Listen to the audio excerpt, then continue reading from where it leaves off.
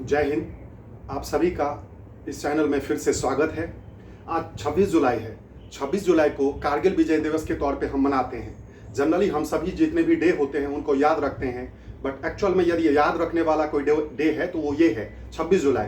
क्योंकि 26 जुलाई 1999 को हमने क्या किया था, हमारी भारतीय सेना ने पाकिस्तान के ऊपर जीत हासिल की थी और वो जीत ऑपरेशन विजय के तहत था। आज हम बात करेंगे जो ये क्या था, आखिर ये हुआ क्यों और ये वॉर क्यों हुआ। उससे पहले मैं इस वीडियो के थ्रू भारतीय सेना और युद्ध में भाग लेने वाले सभी सैनिकों को जो शहीद हो गए जो हैं उन सभी को एक छोटा सा ट्रिब्यूट दे रहा हूं मेरे तरफ से इस वीडियो के थ्रू, जिससे कि कहीं ना कहीं लोगों में जो है लोग इनको जानेंगे जो आखिर उन्होंने कितना साहस दिखाया था और क्या क्या हुआ था। अब हम सबसे पहले बात करते हैं ऑपरेशन विजय जो है वो क्या था और ये युद्ध क्यों हुआ वगैरह। देखिए, यदि इसमें सबसे पहले आप बात करते हैं, यहाँ पे मैंने सारा लिखा हुआ है एज इट इज जैसा मैं लिखता हूं और आपको एक एक चीज मैं समझाऊंगा और समझाने के बाद आप फिर इसका स्क्रीनशॉट लेना और वीडियो को अपने अकॉर्डिंग करके देखना है। और ये कहीं ना कहीं जो एक देशभक्ति के साथ साथ यदि हम एग्जाम की बात करें तो उसकी भी भक्ति है, क्योंकि एग्जाम में इनकमिंग डेज में जो भी करंट अफेयर्स के क्वेश्चंस होते हैं जनरली उसमें ये सारे पूछे जाते हैं और ट्रेडिशनल भी पूछा जाता है। इससे क्या क्या आएगा वो हम बात करेंगे। बाकी देश के लिए, सेना के लिए एक छोटा सा जो ट्रिब्यूट है वो तो ये है ही है। देखिए, सबसे पहले बात करते हैं, आपको ये आप देखोगे ये जो एरिया है ना, ये जो पूरा एरिया है ये उस समय का, मैंने बताया उस समय का। आज के डेट में यहाँ पे सीन चेंज हो गया, क्योंकि आज के डेट में आपको पता होगा जो जम्मू कश्मीर का जो है वो कुछ पोर्शन जो है वो लद्दाख हो गया है और अब वो आज के डेट में अलग यूनियन टेरिटरीज है। हालांकि जम्मू कश्मीर भी आज के डेट में यूनियन टेरिटरीज है, बट जब 1999 की बात करते हैं तब ये पूरा का पूरा एरिया जो है, पूरा का पूरा एरिया ये किसका था, जम्मू कश्मीर का था। पूरा का पूरा एरिया देखिए, गौर करना है, ये जो पूरा जो जम्मू कश्मीर का एरिया था उसमें इस तरफ आपको पता है पाकिस्तान है, इसके ऊपर में इधर चाइना है, ठीक है। और आपको यदि पता होगा, मैं इस पे नहीं रफ कर रहा हूं, ऐसे करके जो है बेसिकली हिमालय गई हुई है, ठीक है। और उसी का नतीजा है जो इस एरिया में यहाँ पे बेसिकली काराकोरम पास है या काराकोरम दर्रा वगैरह है। क्यों? क्योंकि हिमालय के जितने भी हाईएस्ट पीक्स वगैरह हैं वो सारे के सारे जो हैं इन्हीं पे है, यहीं पे है। तो उसी का रीजन था। यहां आप गौर से देखोगे ये जो क्षेत्र है ना, जो मैंने ये बनाया है, ये वाला जो लाइन है, आप बहुत अच्छे से आराम से देखना, वीडियो को जूम करके देखना। ये तो पूरा हमारा भारत का एक तरह से मैप है। जो जम्मू कश्मीर का पोर्शन, ये पूरा का पूरा जम्मू कश्मीर है। मैंने कहा, फिर से चीज रिपीट कर रहा हूं, आज के डेट में ये पूरा अब जम्मू कश्मीर नहीं है, इसमें इधर वाला पोर्शन जो है वो लद्दाख हो गया। क्यों? क्योंकि अब उनका जम्मू कश्मीर से लद्दाख अलग हो गया और वो सेपरेट अपना यूनियन टेरिटरीज है। तो अपने आप में एक यही क्वेश्चन हो गया, जो वर्तमान में जम्मू कश्मीर क्या है, तो एक अलग यूनियन टेरिटरीज है। कल तक, मतलब कुछ साल पहले तक वह जो है लद्दाख अलग यूनियन टेरिटरीज है। कुछ साल पहले तक लद्दाख जम्मू कश्मीर का जो है वो क्या था, अभिन्न अंग था।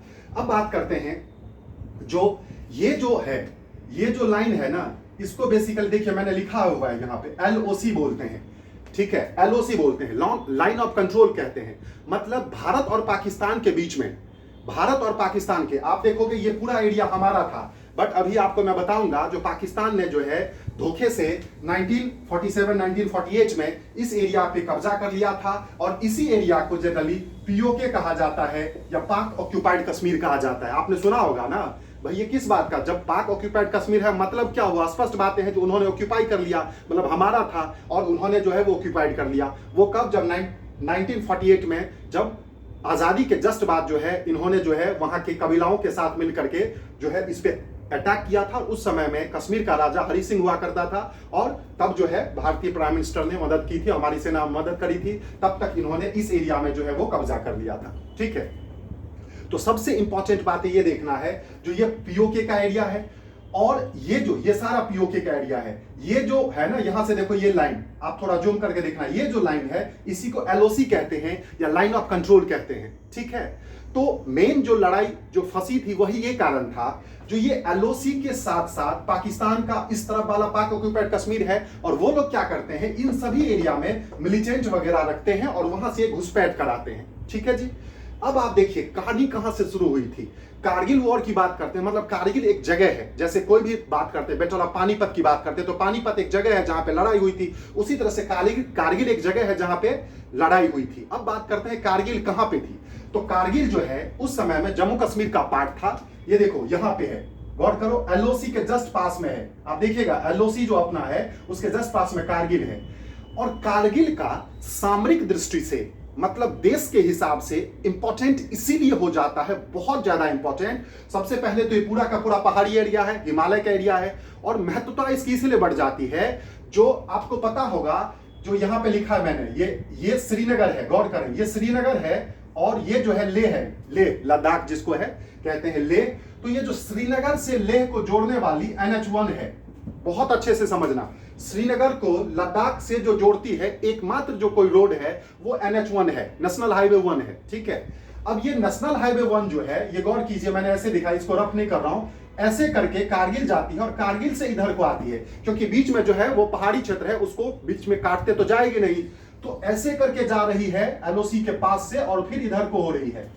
तो उस समय में यही एक घटना हुई थी जिससे कि LOC के इस तरफ से जो घुसपैठी मिलिटेंट वगैरह थे, पाकिस्तान आर्मी की सेना की मदद से वो लोग इस एरिया में घुस आए थे और हमारे एरिया में आकर के हमारे पोस्टों पे, हमारे जगहों पे कब्जा कर लिया था, जिसको कि हमारा सेना ही ऐसा है जिसमें एक अदम्य साहस के कारण, एक अदम्य जज्बा के कारण वो जो है बेसिकली इस पॉइंट को दोबारा से ले पाए। नहीं तो अपने आप में ये एक मुश्किल था, ये वैसा ही मुश्किल था जैसा कि एक एग्जाम्पल दे रहा हूं, कोई पहाड़ है, अब आप सोचिए कोई उस पहाड़ पे जो है बिल्कुल ऊंचाई पे जाके बैठा है और आप नीचे से हो, आपका घर वहां पे है और वो ऊंचाई पे बैठा है, आप नीचे से हो, नीचे है यदि, बाय द वे आप यहां से ऊपर जाएंगे, वो ऊपर से पत्थर फेंक देगा, आप जाते जाते पत्थर के साथ ही नीचे गिर जाओगे। जी हाँ, यही होता था यहां पे।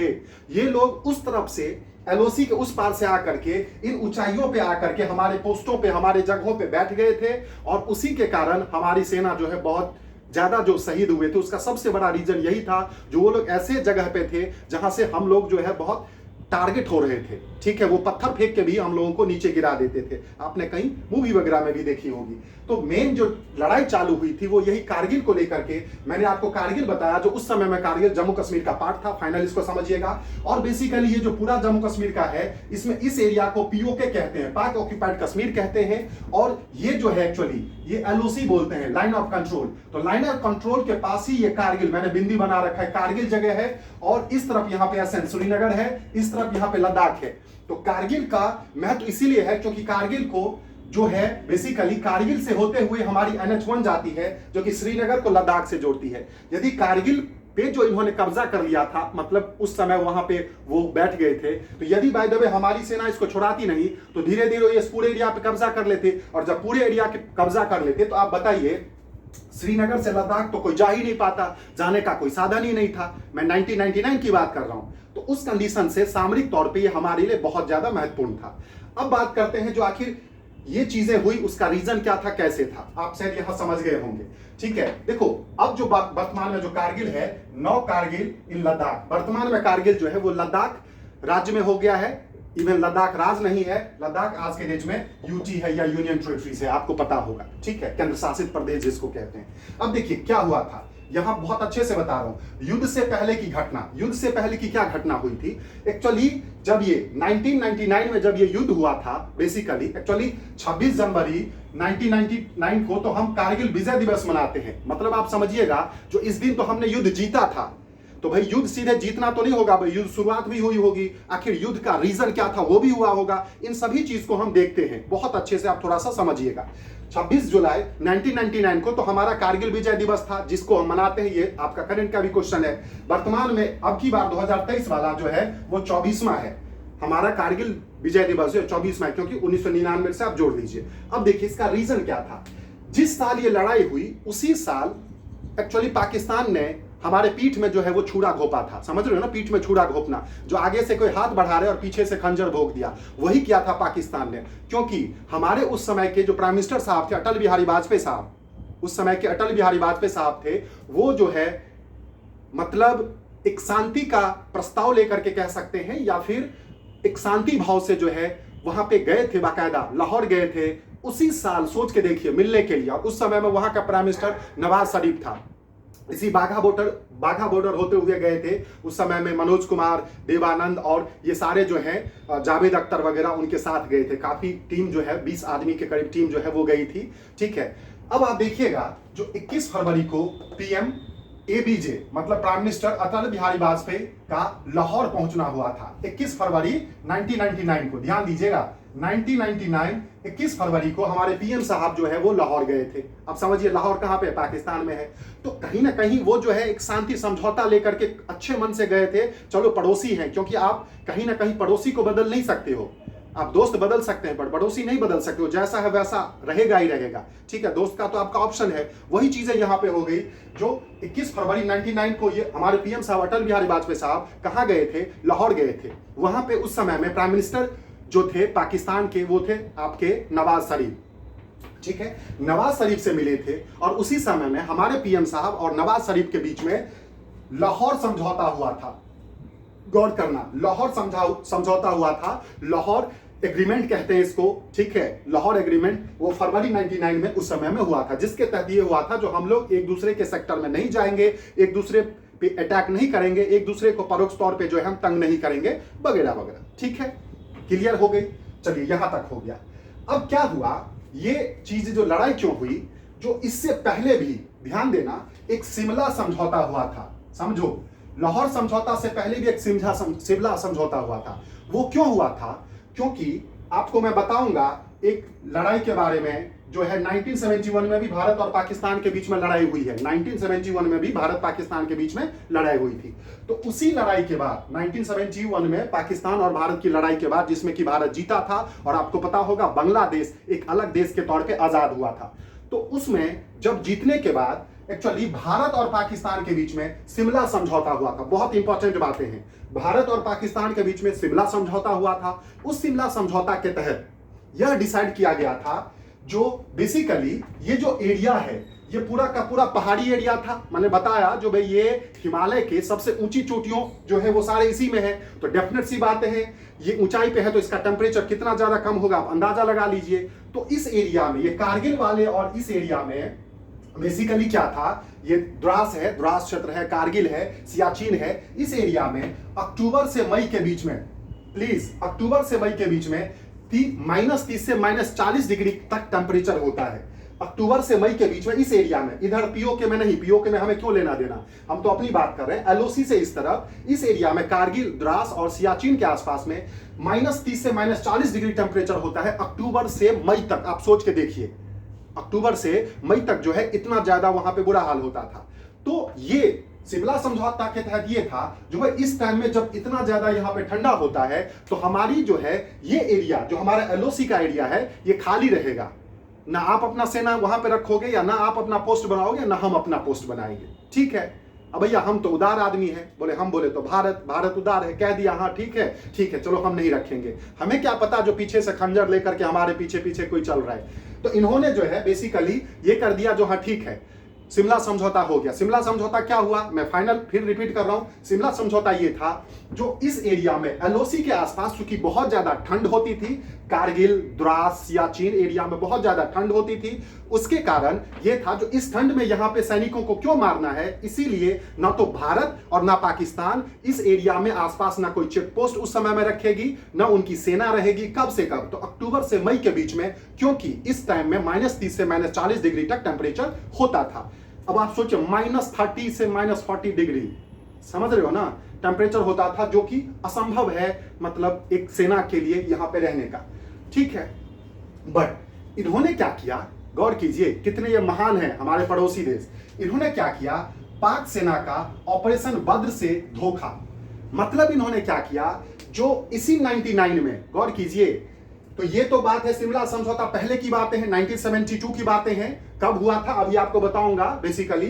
बट शिमला समझौता के बाद आपको पता है तो 1999 में फिर से लाहौर समझौता हो गया। ठीक है, तो ये तो बताया जो भाई शिमला समझौता आखिर क्या था, रीजन एक्चुअली लड़ाई की यही जड़ थी शिमला समझौता का फेल्योर होना। बट शिमला समझौता के बहुत बाद फिर आपको पता है लाहौर का हुआ था। अब सोचिए फरवरी में हमारे पीएम साहब वहां से मिल के आए हैं और इन्होंने जो है मई में जो है वो कर दिया चालू। इन्होंने क्या किया, रूल ये था जो मई में आप अपनी सेना यहां नहीं भेजोगे, देखो ना शिमला समझौता में यही है ना। इन्होंने क्या किया, अपना एक ऑपरेशन चलाया, ऑपरेशन बद्र, समझिएगा उनका ऑपरेशन था, हमें क्या लेना देना उससे, पर एग्जाम के हिसाब से अपना एक बार थोड़ा सा हम याद रख लेंगे। जो ऑपरेशन बद्र चलाया, बद्र और ऑपरेशन बद्र के थ्रू इन्होंने क्या किया, हमारे पड़ोसी महान ने वो इस एरिया में एलओसी के आसपास अपनी सेना मिलिटेंट और घुसपैठियों के साथ वहां पे पहुंचा दिया और धीरे धीरे हमारे इन सभी एरिया पे, हमारे पोस्टों पे इन्होंने कब्जा कर लिया। आप सोच के देखिए, जो कहां यह समझौता था जो हम कोई अपना सेना नहीं भेजेंगे, और इन्होंने क्या किया, उस मौका का फायदा उठा करके उस ठंड में इन्होंने जो है उधर से मिलिटेंट और आर्मी की सपोर्ट से इस सभी एरिया में पूरे एलओसी पे जो है इन्होंने कब्जा कर लिया। और ये धीरे धीरे चाह रहे थे जो आगे कश्मीर की तरफ जो हम कब्जा करें। ये बातें जो है सैटेलाइट से इनसे धीरे धीरे कुछ कुछ पता चला, और उस एरिया के कारगिल और इसके जो चरवाहे वगैरह थे, क्योंकि बकरी और भेड़ वगैरह चराने वाले, उन सबको ये दिखा था। कई बार आप कई मूवी वगैरह में आप देखेंगे, जैसे एक मूवी आई थी एलओसी, वो कंप्लीट इसी पे बेस्ड है, लाइन ऑफ कंट्रोल पे। ठीक है, अभी कुछ दिन पहले मूवी आई थी शेरशाह, वो भी इसी पे बेस्ड है, क्योंकि शेरशाह उस समय में मेजर विक्रम बत्रा जो थे, कैप्टन विक्रम बत्रा, उस पे बेस्ड है। बट एलओसी जो है वो कंप्लीट तौर पे पूरे इसी लड़ाई पे बेस्ड है। कभी मौका मिले तो एक बार देखना। ठीक है, तो ये जो है उस समझौता को उल्लंघन करके इस एरिया में कब्जा कर लिया। अब ये बात भारत को धीरे धीरे पता चलने लगा।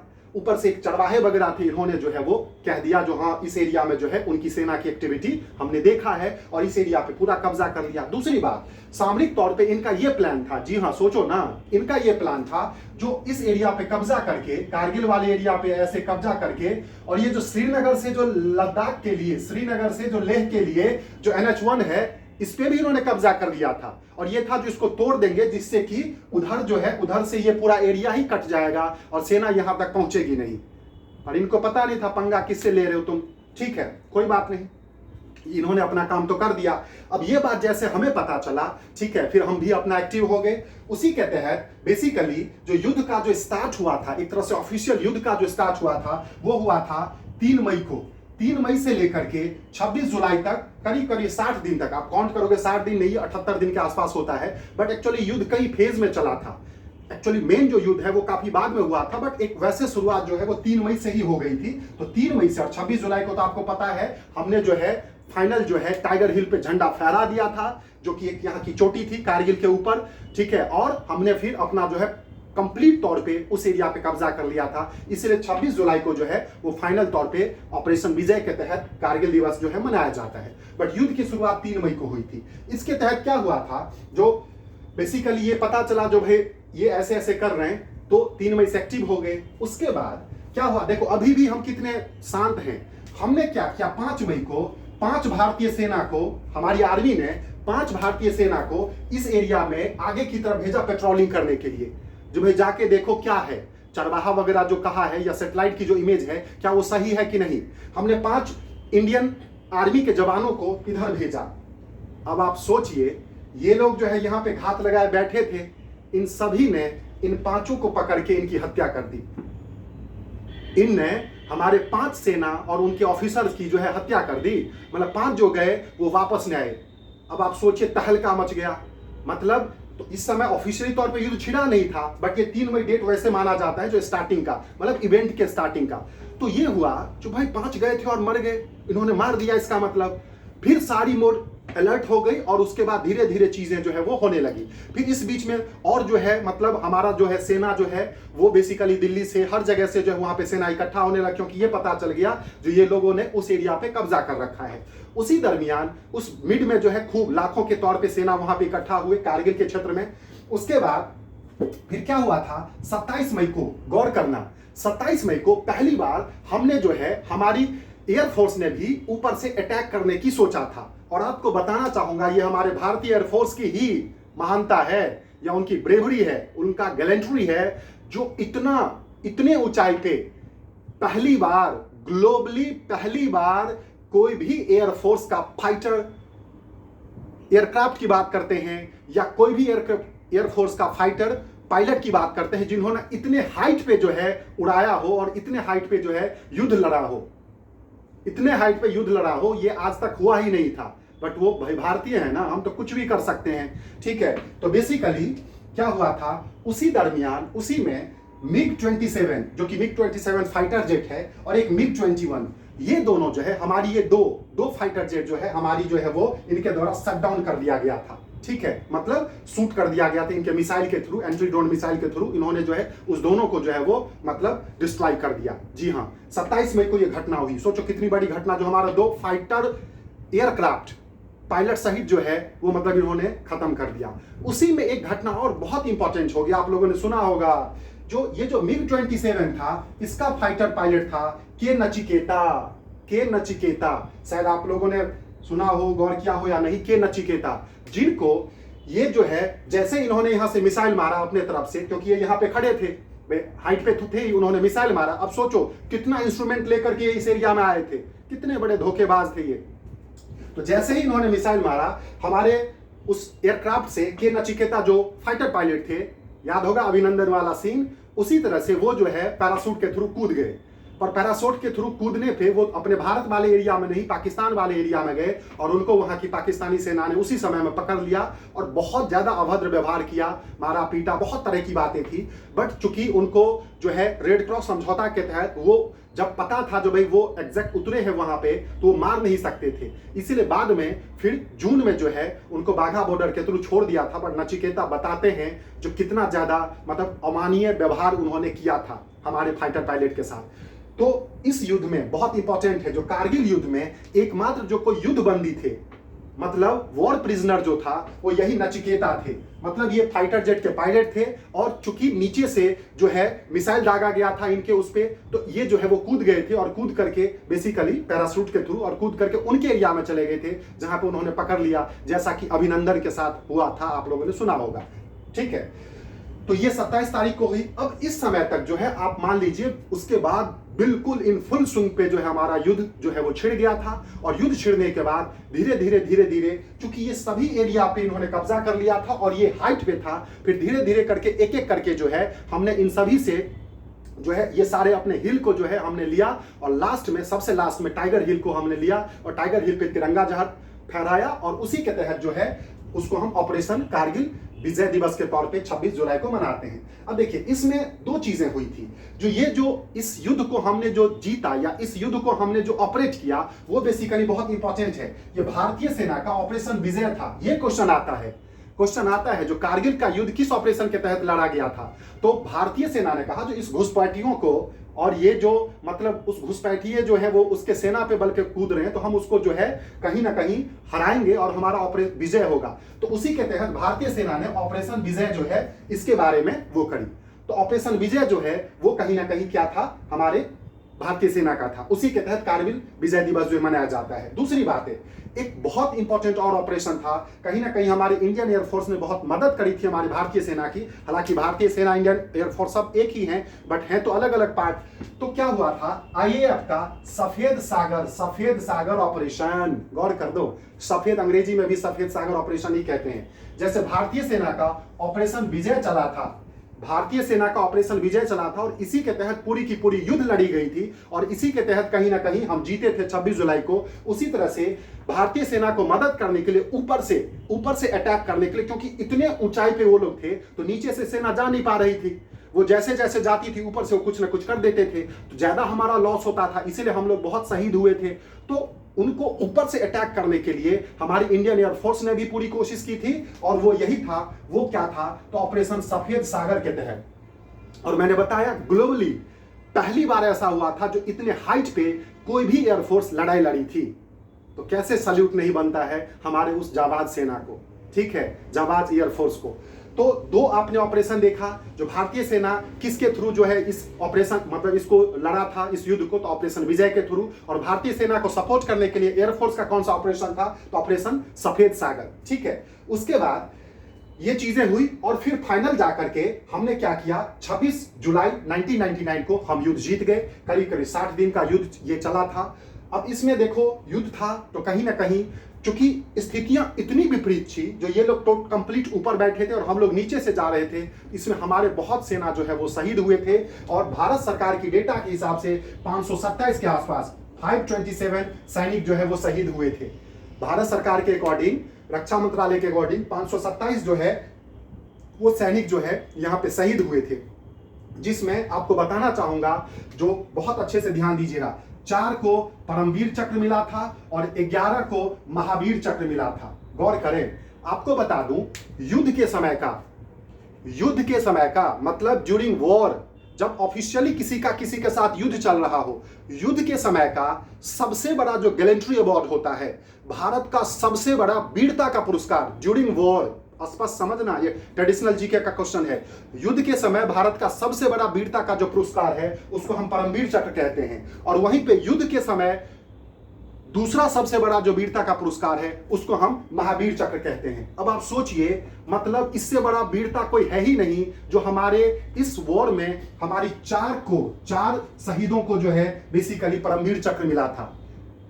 इस समय में 4 परमवीर चक्र मिला था, जिसमें आपने डेफिनेटली नाम सुना होगा कैप्टन विक्रम बत्रा। अभी जो मूवी आई थी शेरशाह, जनरली आप लोग देखते होंगे, तो वो उन्हीं पे बना था। उन्होंने इतना आदम साहस दिखाया था, इतना ब्रेवरी दिखाया था, जो उनको जो है मरने के मतलब शहीद होने के बाद मरणोपरांत जो है पोस्टफॉर्मसली उनको क्या मिला था, परमवीर चक्र। उसी तरह से एक यूपी के सीतापुर के थे Manoj Pandey, captain Manoj Pandey. LOC movie देखोगे तो आपको उसमें पता चलेगा, मात्र 23 साल की उम्र में ये लड़के हंसते हंसते भारत मां के लिए शहीद हो गए। इनको कोई फर्क नहीं पड़ा देश दुनिया से कुछ से, ठीक है, और ये जो है भारत मां की रक्षा करने के लिए ये शहीद हो गए। परमवीर चक्र मिला मनोज पांडे को, कैप्टन मनोज पांडे को, विक्रम बत्रा को, और एक था ग्रेनेडियर मतलब बम फेंकने वाला, ग्रेनेडियर योगेंद्र यादव को। सोचिए, इधर देखो गौर से, 19 साल की उम्र में, सोच के देखो, यहाँ 19 साल में पता नहीं हम क्या क्या करते रहते हैं और कहाँ भटकते रहते हैं, ठीक है ना। 19 साल की उम्र में इनको परमवीर चक्र मिला था। मतलब इतिहास में, भारतीय इतिहास में अभी तक सबसे कम उम्र में परमवीर चक्र पाने वाला, जो कि युद्ध के समय सबसे बड़ा अवार्ड होता है, सबसे बड़ा गैलेंट्री अवार्ड होता है ड्यूरिंग वॉर, वो जो था ये योगेंद्र यादव है। मात्र 19 साल की उम्र में इनको परमवीर चक्र मिला था। और चौथा थे राइफलमैन संजय कुमार, इनको भी परमवीर चक्र मिला था। मतलब अब आप सोचिए, जो ये ऐसा जनरली नहीं होता है, बट जो इतने को परमवीर चक्र मिले, पर चूंकि इस समय में इतने हमारे सेना के जवानों ने जो है वो वीरता दिखाई थी, इसलिए 4 को परमवीर चक्र मिला था और 11 को महावीर चक्र मिला था, ठीक है। ये बहुत अच्छे से ध्यान दीजिएगा, जो परमवीर चक्र किस किस को मिला था, तो captain Manoj Pandey, captain Vikram Batra, grenadier जो है योगेंद्र यादव, इनको मात्र 19 साल में मिला था। मतलब सबसे कम उम्र में परमवीर चक्र पाने वाले यही व्यक्ति हैं। सोचिए 19 साल उम्र क्या होती है।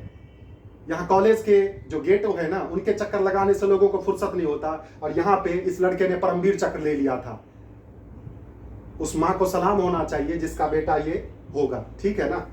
बाकी राइफलमैन संजय कुमार की बात करते हैं, मतलब ये 4 जो हैं जिनको परमवीर चक्र मिला था और 11 को महावीर चक्र मिला था, ठीक है। उसके बाद जो है हम मतलब ये युद्ध जीत गए थे, और इसी युद्ध के उपलक्ष्य में कारगिल वॉर मेमोरियल द्रास वही आपका जम्मू कश्मीर का क्षेत्र है, तो कारगिल वॉर मेमोरियल द्रास जो है, द्रास जगह का नाम है जहां पे ये बनाया गया था। इसी युद्ध के याद में, इसी युद्ध के जीतने में जितनी भी सेना शहीद हुए थे हमारे, उन सभी के उस वॉल पे जो है नाम लिखे गए हैं, ठीक है। और जो है मतलब वो टाइगर हिल जो है उसके आसपास में ही ये बेसिकली द्रास सेक्टर में बनाया गया है।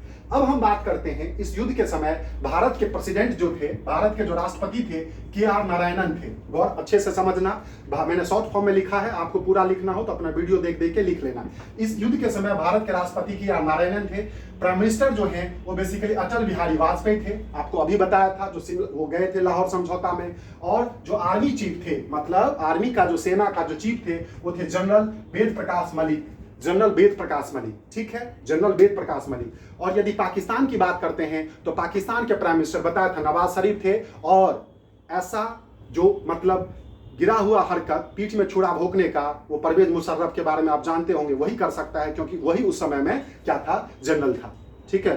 परवेज मुशर्रफ जो है वो उसी समय में आर्मी के मतलब पाकिस्तान आर्मी का जनरल था, ठीक है। और यही हुआ था, जो ये युद्ध खत्म होने के बाद पाकिस्तान अपने मुंह की खाई हार गया। आपको बता दूं, हारने के जस्ट 70 से 72 दिन के बाद पाकिस्तान में सत्ता परिवर्तन हो गया, और वो जो प्राइम मिनिस्टर नवाज शरीफ थे, उनको हटा करके ये जो जनरल था उस समय में ये सेना का, ठीक है, परवेज मुशर्रफ, उसने जो है वो मतलब सत्ता परिवर्तन करके और पाकिस्तान का राष्ट्रपति प्राइम मिनिस्टर बन गया। अब आप सोचिए तो कितनी बड़ी जो है वो बातें थी, ठीक है। बट फाइनली जो है हमारी सेना के वीरता से हमने जीता। अब बात करते हैं भारत और पाक के बीच में, ये बहुत इंपॉर्टेंट बातें हैं। भारत और पाक के बीच में अभी तक 4 लड़ाइयां हुई है, डायरेक्ट आमना सामना यदि सच मायने में कहें तो एक भी नहीं हुआ है।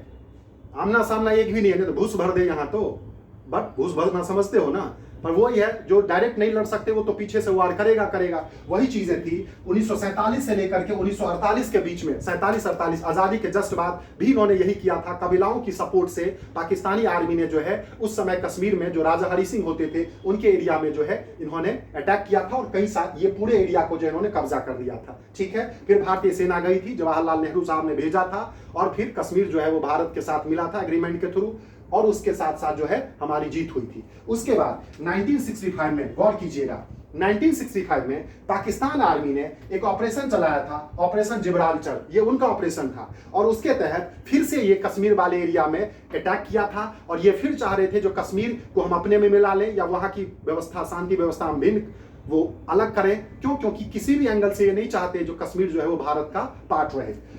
इसी के तहत इसमें भी भारत ने इनको पटकनी दिया, भारतीय सेना के जवानों ने पटकनी दिया और युद्ध खत्म होने के बाद बेसिकली ताशकंद समझौता हुआ था।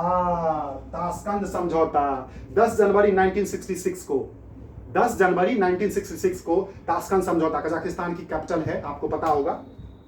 तो ताशकंद समझौता जो है वो यहाँ पे हुआ था और इस समय में हमारे भारत के दूसरे प्राइम मिनिस्टर लाल बहादुर शास्त्री थे, वो ये समझौता करने के लिए वहां पे गए थे। तो क्वेश्चन पूछा जाता है कई बार, ताशकंद समझौता किस प्राइम मिनिस्टर के टाइम में हुआ है? तो वो लाल बहादुर शास्त्री जो भारत के दूसरे प्राइम मिनिस्टर थे। और ताशकंद समझौता किस युद्ध के बाद हुआ था? तो बेसिकली 1965 का भारत पाकिस्तान के युद्ध के बाद जो है ये हुआ था। ठीक है, उस युद्ध में पाकिस्तान का जो ऑपरेशन था उसको जिब्राल्टर कहते थे। ठीक है, उसके बाद 1971 में मैंने बताया जैसा जो बेसिकली पूर्वी पाकिस्तान ने विद्रोह कर दिया था और उस समय में भी जो है भारत और पाकिस्तान के बीच में लड़ाई हुआ और उसी का नतीजा हुआ जो ईस्टर्न पाकिस्तान जो था वो इसी लड़ाई के बाद भारत ने अहम इसमें योगदान रखा और साथ साथ इस ईस्टर्न पाकिस्तान को भारत ने आजाद करवाया और जो बाद में बना बांग्लादेश। 1971 लड़ाई के बाद ही तो बांग्लादेश बना ना। और इसी लड़ाई में सोचिए पाकिस्तान के 90,000 सेना जो है, 90,000 के आसपास सेना जो है भारतीय सेना के सामने सरेंडर कर दिया था। सोच के देखिए, 90,000 सेना भारतीय सेना के सामने सरेंडर कर दिया था। उनकी कितनी बड़ी हार थी। और इसी हार के बाद फिर से हुआ था यही शिमला समझौता। तो यही इसी शिमला समझौते के तहत ये डिसाइड किया गया था जो हम लोग एक दूसरे को उसमें नहीं जाएंगे, मौसम बहुत खराब है और हम अपने अपने घर में रहेंगे। बट क्या पता था ये बाद में पीठ में छुरा घोंपेगा। उसके बाद फिर 1999 में क्या हुआ था? ऑपरेशन विजय, आपको बताया ही किसके तहत, तो कारगिल वॉर के बाद ऑपरेशन विजय हुआ था। तो भारत और पाकिस्तान के बीच में अभी तक 4 लड़ाइयां हुई है। 1947-48 में जब भारत आजाद ही हुआ था और उस समय में कश्मीर भारत का पार्ट भी नहीं था, तब जो है इन्होंने अटैक किया था। उस समय कश्मीर के जो राजा थे, राजा हरि सिंह, उन्होंने मदद मांगी थी और तब भारतीय प्राइम मिनिस्टर ने उनको मदद किया था। और तब तक इन्होंने क्या किया था, जो ये एरिया जो है इन्होंने ऑक्यूपाइड कर लिया था और इसी को आज के डेट में ये कूदते हैं पाक ऑक्यूपाइड कश्मीर, जो ये हमारा है। ठीक है, और इसके साथ जो ये जो है इसको हम एलओसी करते हैं, मतलब यहां से भारत का इस तरफ का जो है आज के डेट में है जिसको हम एलओसी या लाइन ऑफ कंट्रोल कहते हैं। ठीक है, उसके बाद 1965 में बताया था जो इन्होंने ऑपरेशन जिब्राल्टर के थ्रू फिर से कश्मीर पे अटैक करने की कोशिश करी थी। क्योंकि देखो ये इस एरिया में तो होते ही है हमेशा भाई, ये जो यहाँ के सिविलियन भी है उसमें भी तो मिलिटेंट है सारे, तो ये इस एरिया में होते ही हैं। 2 मिनट लगता है इनको कूद के आने में, यहाँ पे कौन सा इनको यहाँ से जो है मतलब ट्रेन से आना पड़ेगा। तो ऑपरेशन जिब्राल्टर के तहत फिर इन्होंने अटैक किया था, बट इसमें भी भारत ने इसको हराया था और ताशकंद समझौता के थ्रू जो है ये चीजें जो है ये खत्म हुई थी। ताशकंद समझौता हुआ था उस समय में, बेसिकली भारत के दूसरे प्राइम मिनिस्टर थे जो लाल बहादुर शास्त्री, उनके टाइम में ताशकंद समझौता हुआ था। ठीक है, ये क्वेश्चन बहुत बार पूछा जाता है। फिर 1971 में जो वॉर हुआ था, उस वॉर का रिजल्ट क्या था? वो वॉर बेसिकली शिमला समझौता के तहत खत्म हुआ था। ये शिमला समझौता यही जो कि इस एरिया में नहीं जाएंगे, और इसी वॉर का रिजल्ट था जो पाकिस्तान जैसे ये एरिया है, तो पाकिस्तान एक पश्चिमी पाकिस्तान, वेस्टर्न पाकिस्तान था, और पाकिस्तान भारत जैसे भारत का नक्शा है उसमें समझना, भारत के इस तरफ जो है एक ईस्टर्न पाकिस्तान था और इस तरफ जो है वेस्टर्न पाकिस्तान था। तो इसी में बेसिकली ईस्टर्न पाकिस्तान में को 1971 युद्ध के बाद जो है वो आजाद कराया गया था, और जो आज के डेट में बांग्लादेश है। तो बाय द वे ये भी क्वेश्चन आता है जो वर्तमान में जो बांग्लादेश है पहले वो क्या था? तो पहले पूर्वी पाकिस्तान था, पूर्वी पाकिस्तान। ठीक है, ईस्टर्न पाकिस्तान। और आजादी से पहले उसी को बेसिकली क्या कहा जाता था, पूर्वी बंगाल कहते थे, ईस्ट बंगाल, ठीक है। तो ये ध्यान देना है, ठीक है। उसके तो वो शिमला समझौता के थ्रू खत्म हुआ था और 99 में जो है ऑपरेशन विजय हुआ था। तो आपने बेसिकली ये समझा जो इस समय में प्राइम मिनिस्टर कौन थे, राष्ट्रपति कौन थे और मेजर जनरल कौन थे।